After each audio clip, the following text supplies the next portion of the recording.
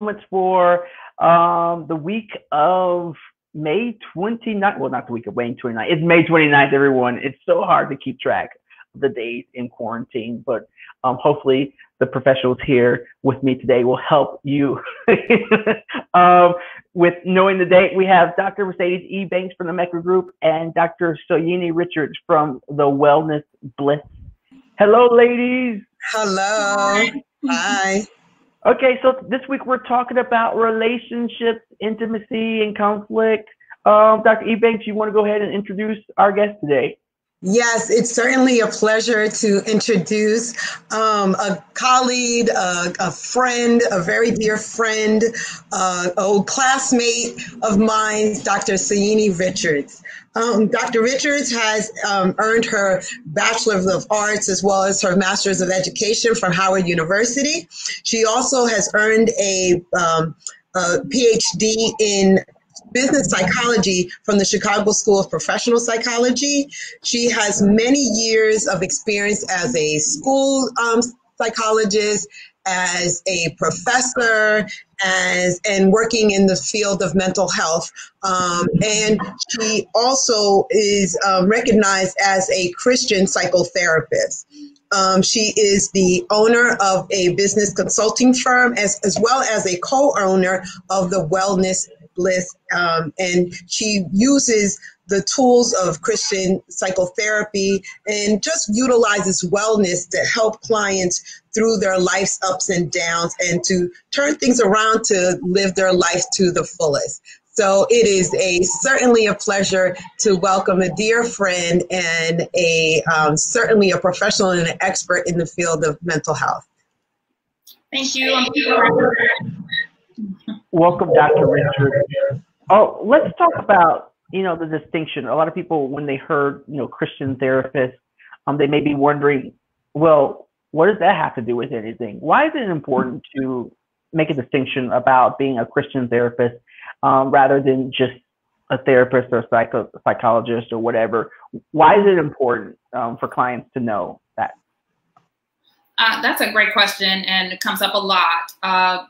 For years in the field, Christianity and Christians shied away from seeking help outside of the church. And I'm glad to say that stigma and apprehension is going away. But it also opened up a door and opportunities for people like myself to incorporate biblical and Christian principles as they serve their community. And I asked my clients during the intake process if they're open to me using biblical and Christian principles, and I give them that choice. And if they say yes, I will definitely use prayer, the principles taught in the Bible, and guidance from the Holy Spirit to help them through the process. Well, I as a Christian, can appreciate that, because sometimes you go to, I don't think all the time people who go to therapy understand that this is about a relationship.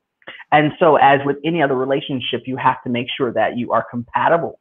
And if you are a Christian or, have certain needs, it's important that your therapist is competent in those needs and can speak to those needs. So thank you for pointing that out. Let's talk about intimacy and relationships. We're in the pandemic. Lots of stuff is going on. We see in the last couple of days, there has been lots of stuff in the media about race and politics. A lot of this stuff can add tension to relationships at home. How do we deal with this? You want me to start, Mercedes? Dr. Ebanks? Please do. Okay. Well, communication is really important in any relationship, and particularly during these times. But it's tricky knowing what to say, when to say it, picking, choosing your arguments, and keeping peace, right? During stressful times, it's hard enough for ourselves to understand our feelings and to process things. So I give people the recommendation to not be too thin-skinned, to let people breathe and talk things out. and have a safe zone to express themselves. That's a start. Mm-hmm. And apologize if necessary. I didn't mean to say that. I didn't want it to come across that way, and remind them that you love them and appreciate their opinion, but that's where you are right now. Mm-hmm. And I would certainly add to that it really is about timing and understanding your partner in terms of when would be a good time to discuss this matter, and understanding that maybe the person hasn't processed it the same or may need some more time to process it, and knowing, engaging the day, because as you said, there's a lot going on right now. So what may be an uptime for, one partner may not be a good time for that other partner. So kind of checking in is like, you know what, I want to certainly talk about this. Is there a time that would be best for you? What, when can we do this? So I think scheduling is, important in figuring that out. I definitely think that knowing when the right time to have a conversation to deal with conflict. Dr. Richards, what are some of the communication challenges that you're seeing in today's relationship? Well, honesty. And that's generally an issue where people have trouble being honest with themselves and others. And sometimes it takes some soul searching to see why you're having difficulty being honest with yourself. Why are you not understanding your challenges in this area? But honesty is the biggest issue. And it's a double-edged sword too, though, because some people are overly honest. I saw a joke the other day on Facebook where someone said they asked their spouse if they're getting fat during the pandemic. And do they really hear the answer to that? And honesty is really the major issue these days, because people are afraid to be honest. And again, they're not being honest even to themselves about things that they're feeling, how they felt for a long time. And right now, people are in their face, they're in each other's face, and it's going to come out somehow or somewhere. So when you say honesty, is it communicating, like you said a little bit about feelings? Is it communicating desires? Is it communicating experiences? What are we being honest or not being honest about? Our own feelings, our fears, our apprehensions, and things that have been dormant maybe for a while that they've been feeling and don't know how to express. The honesty is broad, but there's a lot to it. There's a lot to it. I really want to hone in on what I said, that they're not being honest to themselves. They might be feeling some way or expressing themselves to their partner in a manner, and it has nothing to do with the partner. And if they're honest with themselves and sit back and reevaluate the situation, they may determine that there's something going on with them. Mm-hmm. So, I mean, you hear that phrase all the time, it's not you, it's me. And in most cases, all of our experience starts with us, correct? Would you say? I would. What about you, Dr. Ebanks? I mean, you have to look within yourself. And I think in a lot of the segments that we have done, over the past 2 months, it really comes back to you as a person, you as an individual, and taking time to be introspective, to look at yourself, how you take in information, how your delivery of the information, how sensitive you are, and understanding you first before you try to understand someone else. Like that, to me, that's the hardest part of it. We're typically focused on how someone else reacted and how they made you feel. It's really important to look at yourself first. And I think that's a hard thing to do when, I know we've talked about it over the past few weeks, and I say, ask for your desires and not for what has been taken away from you. Be vulnerable instead of a victim. And it's really hard to ask and to talk about things that are important to you And then if you're not even aware of what you want, those questions that you talked about earlier, what do you feel? What do you want? What are your experiences? Can you be honest with yourself? And so let's get into it. How do you suggest couples communicate effectively, Dr. Richards and Dr. Ebanks? I've been recommending to the couples I've been working with to use some games. There's so many different games out there. Question and answer games. Be playful again. Take walks. And while you're taking walks, look around, ask questions, bring up different scenarios. What if? What if is a good question, Q&A opportunity. And there can be so many different underlying issues that could come up and moments that could give true revelation to the other person. And there's an art to asking questions. And there's a lot of work and information out there that you can gather. Asking questions, there is an art to it. You know, since you're a Christian therapist, let's start with this.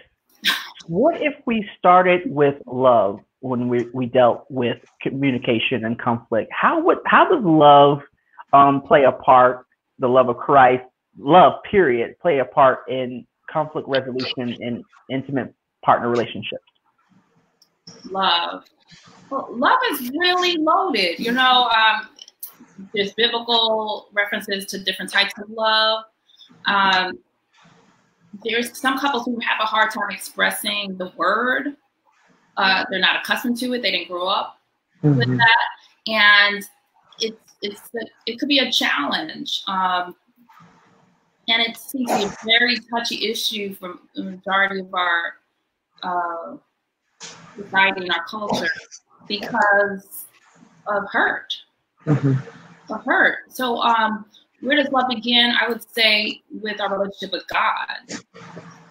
The idea that God is love and that God loved us so much. And going back to that little song that we grew up listening to as Christians, is Jesus Loves Me.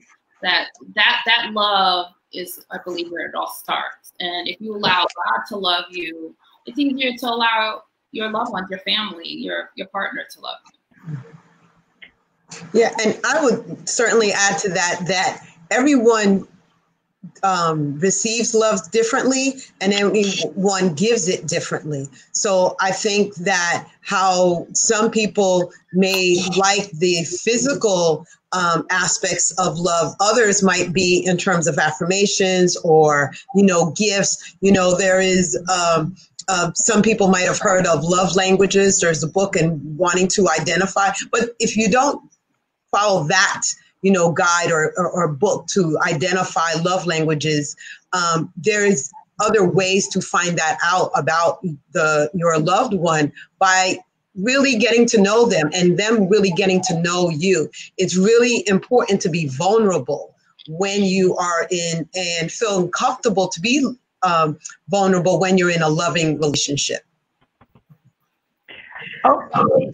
In terms of love, compassion and empathy, how important are those things when you talk about empathy and compassion when you're dealing with conflict in a relationship? It's very important. And as Dr. Ebanks says, it requires vulnerability. And that's something that most people, I find when I'm working with them, are not accustomed to being vulnerable. And it's so odd because when you're in a relationship with a partner, you would think that that would be the person that you're most vulnerable with.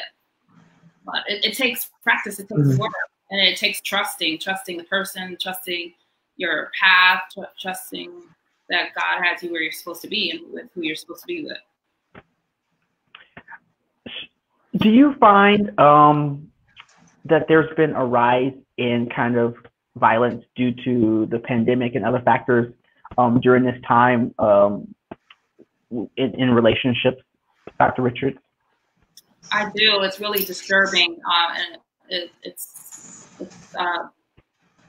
something that it's a challenge socially, and I believe that because issues that were prevented, the pandemic that were not addressed, that the seclusion and the situations that we're in right now, staying home, are making it more and more complicated, And there's so much help out there available. And I'm exploring different ways with my colleagues how we can address this issue, because it's something that there's a sense of urgency that we need to address it. But I do believe the root cause is something was going on before. There's people living double lives, there's addictions and unresolved issues. And of course, if they're in the home with this current situation, there's going to be some problems. And unfortunately, that leads to domestic violence. And for people who are experiencing this type of violence in their lives, this pain, how do you suggest, or what do you suggest for those people who may be on the outside and know of these situations, and they're saying, you know, I don't know how I can help, you know, my siblings, my daughter. How do you suggest that they support these people? I've been giving them resources like prayer. There's prayer lines. There's community programs, support groups. I've been sharing resources. That's what I've been doing, and because it would be received differently from those people that you mentioned in their circle. It does, you know, keep pushing and keep offering until something works, until there's a change. Don't give up, and being that ear and to listen and let the person know that you're there and supporting them. But there's resources out there. And I would also like to add that checking in with the person as often as possible, but being careful that perhaps, you know, someone is not listening into the phone call, or someone is not reading the texts. You may want to be careful of how questions are being asked. So sometimes people use code words, or, you know, some way to communicate, you know, what kind of day are you having? Is it a sunny day? Oh, you think it's going to rain tomorrow? You know, there's ways to communicate that perhaps the perpetrator may not understand. So I would say certainly being an ear and being available, to speak to and provide resources when possible. But certainly, checking in is important. And again, depending on what your relationship is with the possible perpetrator, to see if they need an ear. Maybe they feel, they've lost their jobs. There may be so many factors with that individual that they feel they can't be vulnerable, that they may need someone to talk to. So I think that's important as well. Let's go back to talking about the keys to maintaining healthy relationships. What are some keys to maintain true intimacy in your relationship, professional and personal? I could start, Dr. Ebanks. I believe, I guess I'm going to say relationship with God and getting guidance from God and exercising biblical principles. But more practical beyond that is contentment with yourself and your journey. I feel discontentment really makes a person have struggles when it comes to intimacy and challenges in their life. And so besides the biblical principles and relationship with God and contentment, I also think that, and I encourage people to look at the bigger picture, look at their legacy, look at their future, the life they want to build for themselves. It's really disappointing at times when I see people continually choose a hard route. They're accustomed to chaos. They continue to bring chaos in their life rather than being content and choose decisions that will bring less chaos to their life. I mean, it sounds like we're going back to, earlier conversation. A lot of it is not knowing exactly what you want in your life and causing chaos and hell for everyone else in your relationships. I mean, how do you reach contentment if you're not sure about what you truly desire? Yeah, it's tricky, and sometimes it takes time. And right now we have the time. Take the time to do some soul searching and writing, journaling, and even making lists about what you like, what you don't like, what you want to do, what you don't want to do. And that's also good conversations with your partners as well too, is taking time to find out who you are, who God created you to be, what you created to do. When is the last time you ever took a walk by yourself and just thought, what's your favorite color? Yeah. What makes you feel good? What's your happy place? Those questions, and to remember who you are, what you're created with, and what's inside of you.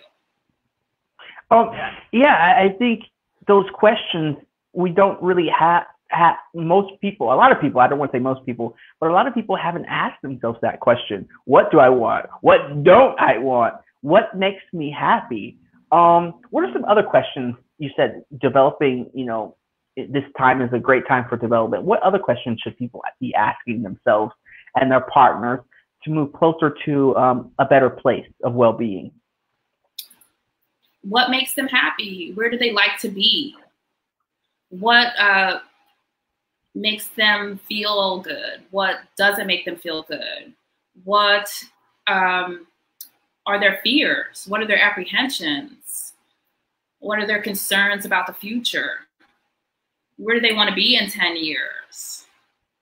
And you may not have the answers to all of them, but it helps you to start thinking and helps you to think about the future. And that is really what helps with contentment. The struggle and navigating your present with the past tends to erupt the possibility for contentment. But if you look at the future and begin to be a visionary, that tends to help with contentment. I would say definitely I agree with that. But what happens when you're working on yourself, you're asking yourself all these questions, and your partner, your friend, whoever, just does not want to participate whatsoever? Like, there's no participation, there's stonewalling, there's just, they don't want to go in that direction. What do you do when you're in a committed relationship, and you really want things to change and work out, but they're just not going to participate? What do you do? Yeah, of course, in the ideal world, that doesn't happen, but the world is not always ideal. I do recommend beginning with prayer and really practical praying. I know it sounds like a cliche, just pray about it, but I am saying write down your prayers and be very specific with that time with God and say what you would like. That's the beginning. And then also, there's a principle and a practice I encourage people to do, is to be a child again and use their imagination and have visions of having that conversation with that person you love, and just imagine what it would be like. Imagine what the conversation would be like, and get that visual in your head to hold on to. And telling the person it's okay. It's okay you don't want to talk about it right now. Let me know when you want to. Ask them if they're okay with you sharing. And lastly, my next recommendation, I recommend to the couples that I work with to have a journal together. They found amazing results in sharing a journal, a couples journal, where they'll write a few lines, then they give it to their partner and they write a few lines and they go back and forth. And people appear to express themselves differently in that journal than verbally and in person. I love what you say about imagination. I think we're kids. We play all the time. We love life. Everything is great. We may have some poor experiences, but we bounce back. But at some point, as we grow into adults, we lose imagination, or we choose to give up imagination and play. And it sounds like imagination and play are some of the great tools that we can use to connect with ourselves and our partner. How important do you think imagination and play is in our lives today? Very important. The Bible refers to in Habakkuk 2 to write down your vision and make it plain so the angels can see it and go bring it to pass.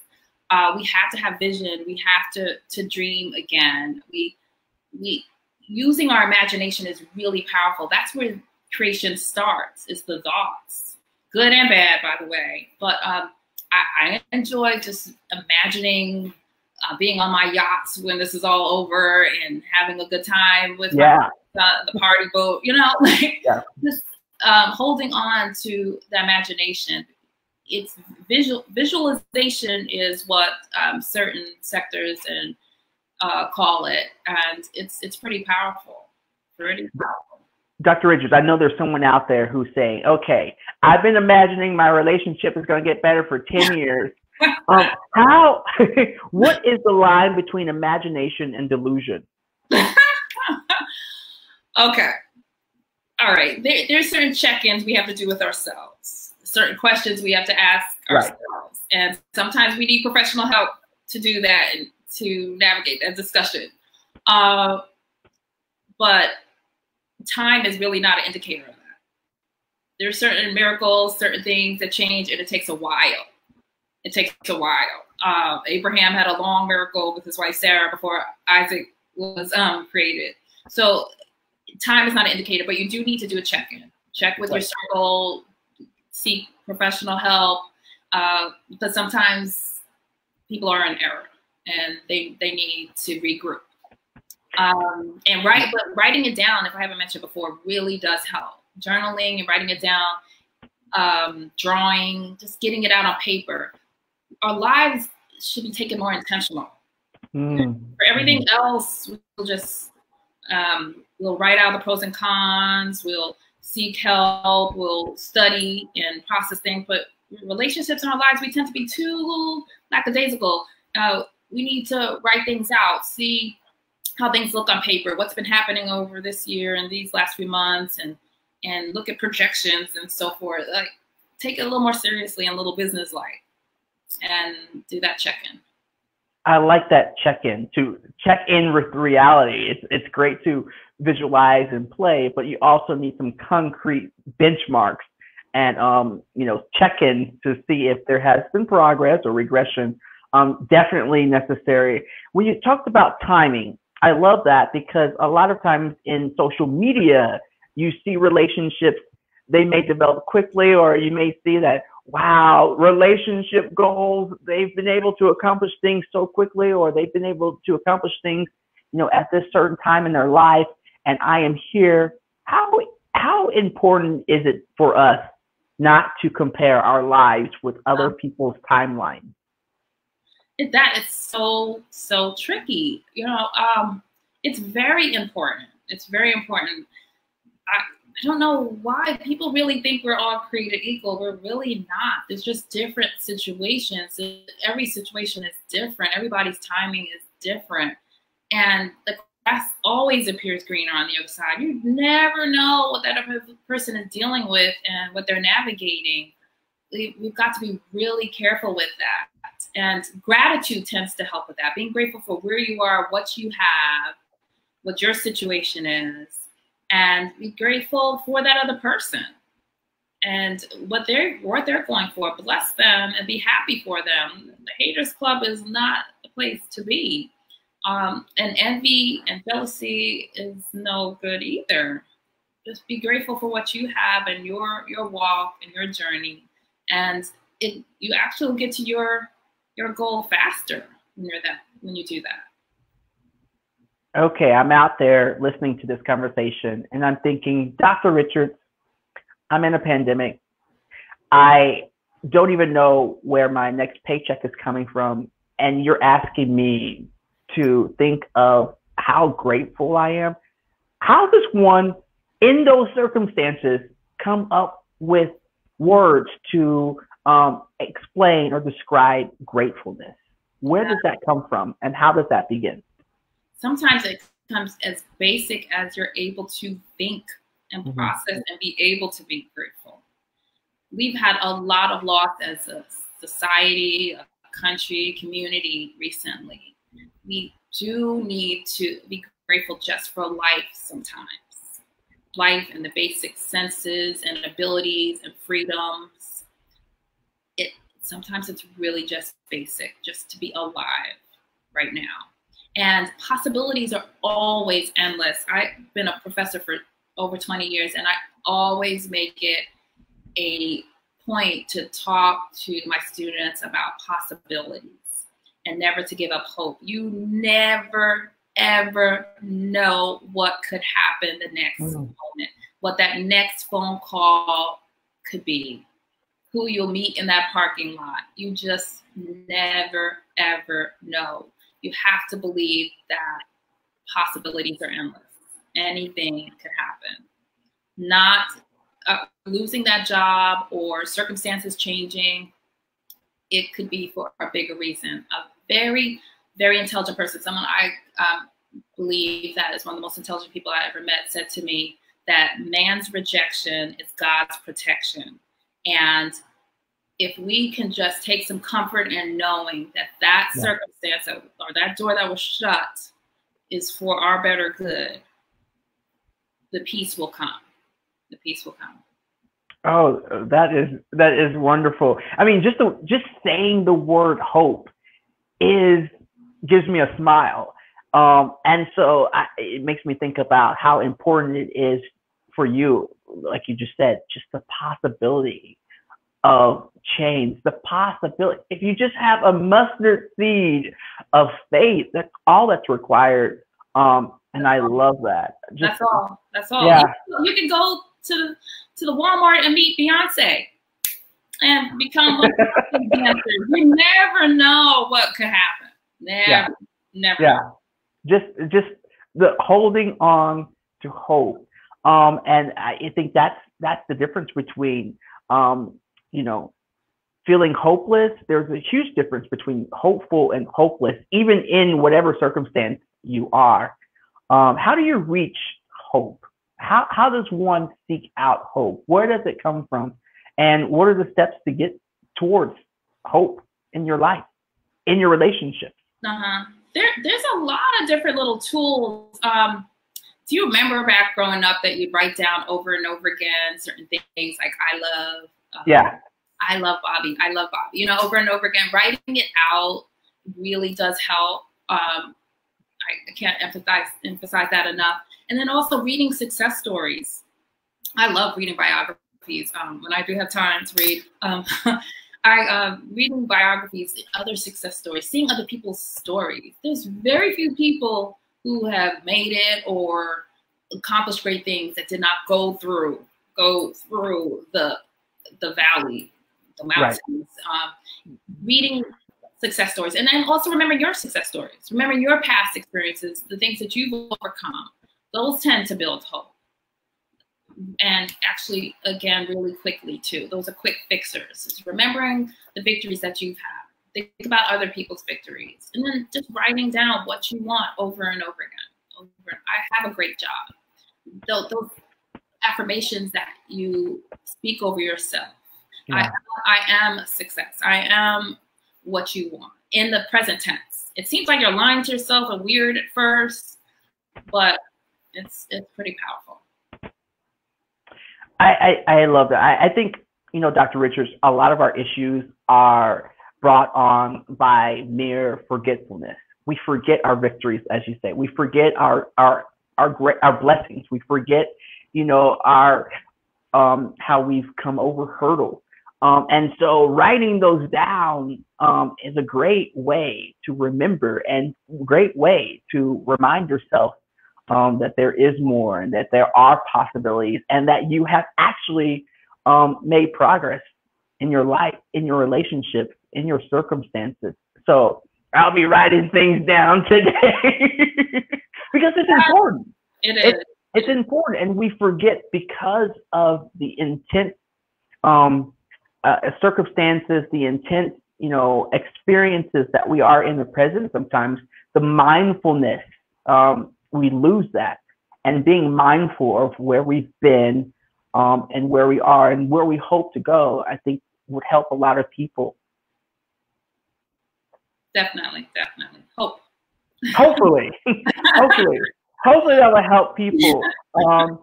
I'm out there right now, people are out there watching this broadcast and they're like, I don't know where to start in my relationship to make it better. Where do people start to make their relationships better? Be very specific. What does better mean? Mm-hmm. What does better mean? Is it more intimacy, better communication, more time together? What does better mean? Be very specific. Write down what does that mean, and ask God for guidance, 1, and wisdom, 2, to bring it to pass. And then leave it alone. Write it down, leave it alone, and then just start to thank him that it's done. Thank you, God, that my relationship is awesome. Thank you, God, that my husband is affectionate and he's loving, he's thoughtful. Thank you, God, and start to believe it and feel it and experience it and wait. I think that's definitely important. Specificity.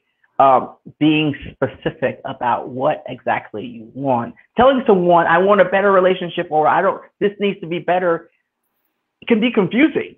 And like, well, what do you want? How better do you want me to do this? Do you want this? And so definitely specificity is something that we all should work on, and writing those things down. Have you seen with your clients the specificity? What is the immediate benefit of being specific? They actually start to become honest with themselves and look at what they're doing or not doing. And then they also tend to become grateful that it's not more than they thought. Stress, I'm going to correlate it to stress. If someone comes to me and they say they're stressed, I'll say, okay, so what exactly is going on? Is it financial stress, emotional? You have to break it down. It's not this big mountain of stress. So once you start to be specific and break down what you're looking for, what you want in the situation or relationship, it starts to help you, again, navigate through the situation. Going back to what I said earlier, we have to be more intentional with these relationships. We have to be more business-like. I know that doesn't sound very loving or lovey-dovey, but it helps you to sort things out differently. And it also will help make it seem more of a realistic goal when you look at it that way. You know, every time I hear the word intention and intentional, I always think of Oprah Winfrey, because she read that, I think it's George Bray book, and it talks about intention. So I think intention is really important. But if you don't even know where to start with what you want, you can't really make a forecast of what your intentions are or where you want to go. And so really taking those moments, as you said, to really ask yourself questions and really get with yourself. Do you think a lot of people in relationships want to work on their partner rather than themselves? Have you seen that a lot? Like, I'm gonna work on you, and don't you think the work is mostly on ourselves, right? Yeah, just like that saying that you point a finger at someone and all the other fingers are pointing at you. Yeah, that tends to be the issue. We tend to see everybody else's faults and not recognize our own. And a big recommendation I've given to people lately, okay, he won't talk, then go find something else to do. Yeah. And go take a walk. And they appear not comfortable with themselves. They just want to be there or do something. Like, why are you not okay with the silence or that one time, alone time with you?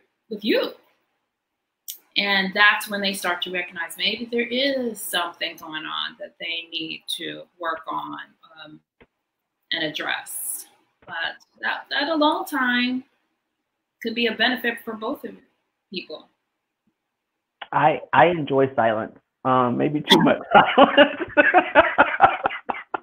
And it can be. I've seen in the past, just even relationships in my past or in the present, people are uncomfortable with silence. I think a lot of people feel they have to fill every moment with words, every moment with feelings, every moment with expression. And sometimes, noise. Just I'm sorry? Noise and music. They have their headphones on. Yeah. And sometimes it's just, you just need to breathe. Both of you, all of you, just take a moment to breathe. And I think that's important. As you say, just take a break. Yeah. It may save your relationship. Just a little break. Silence is a virtue. Dr. Ebanks said she wants to chime in. Dr. Ebanks, you have? No, I was enjoying this conversation backstage myself, so put in a point or two. But the excellent points. But one of the things when we were talking about the exploring relationships is to figure out what you all have in common and what are the differences, and that the differences are not a bad thing, don't have to be a bad thing. That might be one person is an introvert, one is an extrovert, and understanding what each person needs and why they're like that, as well as in terms of what is it that you have in common, so that you could, do together. You don't have to have every moment together. I know there's a lot of couples now that might be in a 1-bedroom or a studio and figuring out, okay, how can we navigate this space? How can we still have our me time, our alone time, and then also enjoy each other? And I think that's very important to explore within a relationship, to look at the longevity of it, and as Dr. Richards was sharing, coming up with a plan and figuring out what are your short-term goals, what are your long-term goals, where do you see each other, in 3 to 5 years or 10 years, to death do you part for, many, but also understanding that don't have time constraints, because a lot of relationships don't do well because everyone's on a different timeline. Someone may say, okay, we have to get this done within a year. And another person may be like, no, I was thinking about 5 years, so looking at that time constraint is, causes a lot of stress in relationships too. So that's all. That's my little 2-bit, but you guys can go. I like the time constraints too. I think when you set priorities together, you collaborate. I remember one professor years ago said it's not about, what's the C word? It's not about compromise. It's about collaboration. And you could have said that. I don't know. This is my professor, y'all. Really about collaboration and coming up with a set of goals together if you are planning to come together. And you don't have to be the same at all. Why? If you want to be with the same person, I don't know. I wouldn't want to be with another me, because it would just be too perfect. No, I'm just kidding. That's honest. And so, how can we kind of work on these relationships when there are time constraints, when you don't have, when you are rigid in what you want? How do you collaborate and come up with a plan to work something out and set priorities together, either Dr. Richards or Dr. Ebanks? How do you make priorities together instead of one set of priorities that may be in conflict with each other? I think, Dr. Richards stresses, has pointed out writing. So if you write 2 lists independently and then you come together and then you share them, or you could rate them, you might find that there's certain ones that you may rate very similar. So therefore, you could say, okay, well, that may be the first priority. And then the other ones, you could, not, like you said, collaborate and not compromise, but talk about, okay, where can these go next? So I would say do lists separately, then rate them, and then seeing, okay, what do we have, again, in common? What are we both looking forward to doing? And sometimes those small successes then makes some of those harder decisions less difficult, because you now have found joy, content, happiness, saying we accomplished this. And that may be what some couples may need, some small successes, because it might have been very difficult for a period of time. Small successes are really, I talked about that to someone. We don't celebrate the small victories as much as we should. We're looking for the big, Instagram moments, but we don't celebrate, wow, I spoke to that person and they didn't holler at me, or, we actually had a 10-minute conversation and it wasn't full of screaming, So I like that, Dr. Ebanks, celebrating and looking at the small things. Dr. Richards, what can one do to set priorities together? How can they start that process? I really encourage couples to look at the bigger picture, look at the legacy they want to leave, build their empire together. And I like what Dr. Ebanks said regarding the list and bringing them together. Again, getting business-like, being intentional about this relationship, about your life in each day and each moment, but build the empire together. Find a common cause. Be that Beyonce and Jay-Z and Will and Jada, build the empire together. Back in the day, I remember even my parents are coming up on a big anniversary year. They did things together.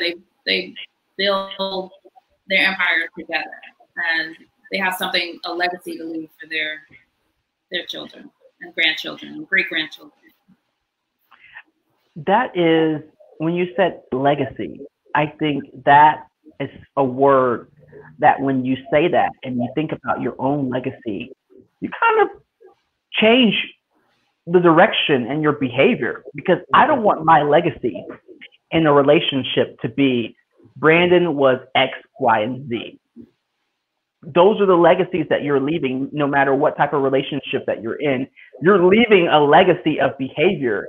And if you think about that, Dr. Richards, I love that. If you think about your legacy in your current relationship, what will that be? Will you be the person who always was combative, stonewalling, caused so many problems? Or will you be a person who was, trying to constructively work and be loving, even in the midst of poor circumstances? I love that. What will your legacy be in your relationship? I think that's something that will change how people respond and act in a relationship today. How will you be seen? What will be your legacy? Yeah. I'm gonna act right now. Ready to get started? Ready to get started? I'm ready to change my legacy. No, but I think that's really great, because we don't see our part in the dysfunction all the time. And it's not blame, but we all have a part in our relationships. And if we think about our legacy, if we think about our response, if we think about our behavior, if we think about our responsibility and accountability, things may be different. And it may not turn out how you want it, but definitely you can kind of understand your role in that dysfunction. Yeah, I love that. I love it. So if you're working on relationships, Dr. Ebanks, if you're having problems, if you're having issues, what are some resources that people can come to with the MECCA Group or Wellness Bliss? Certainly, if there are issues of domestic violence within a relationship, there is certainly important to seek protection if necessary. Also, they could reach the National Domestic Violence Hotline, and I will certainly post that on our MECCA page as well. So I think that's, first and foremost. If there's, conflict within relationships, find guidance, whether it's through a spiritual leader, through a therapist, through someone that you hold dear, their opinion and their value within your family or a friend. But it's also important not to compare yourself to anyone. So that is why it's it's been very helpful for couples to go to therapists, because of the fact that this is someone who didn't know both of you before coming into the office. They're getting to know you from a blank slate, and they're not there to judge you. They're not there to tell you you need to save this relationship or you need to part ways. They're there to help you to figure out what direction you all want to go in. So we certainly at the MECCA Group provide couples therapy as well as individual counseling.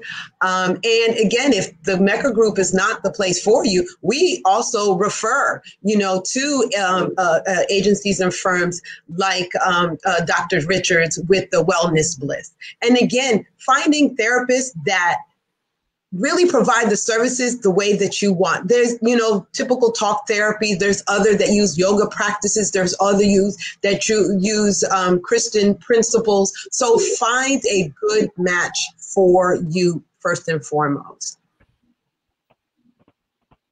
Dr. Richards?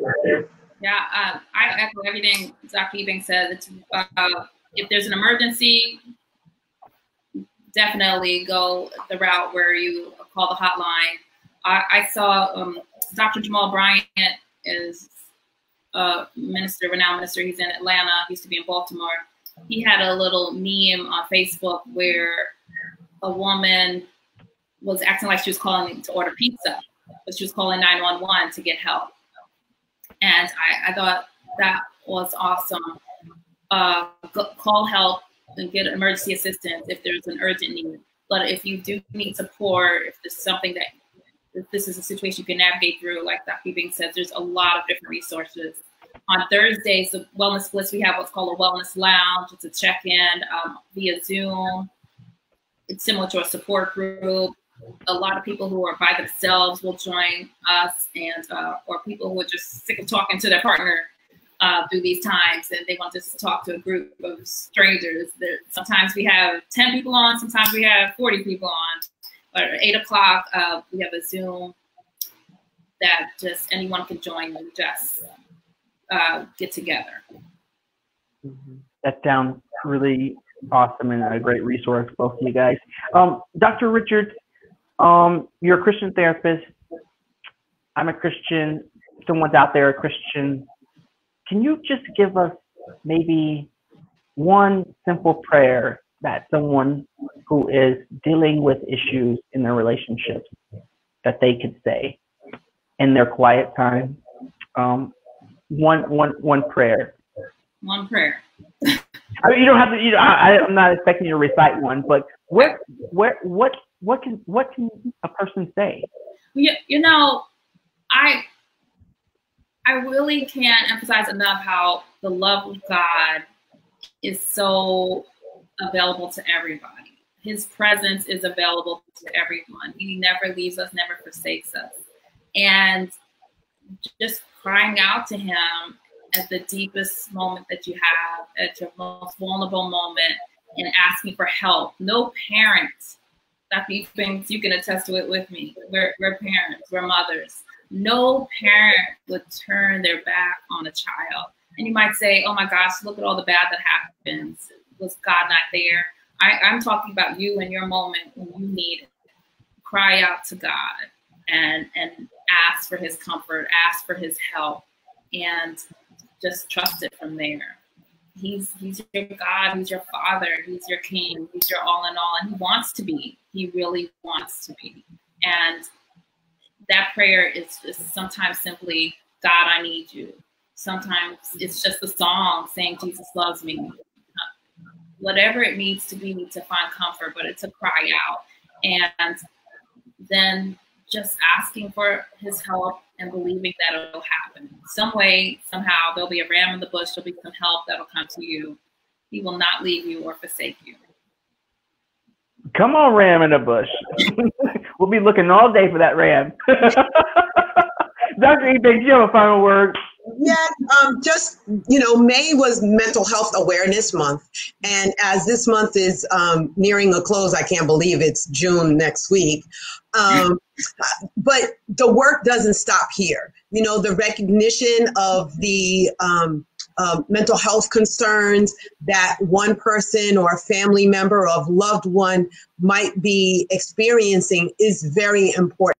So again, reaching out to resources, it might just be forwarding or sharing this link to someone, through Messenger, or sharing it on your page can reach many people.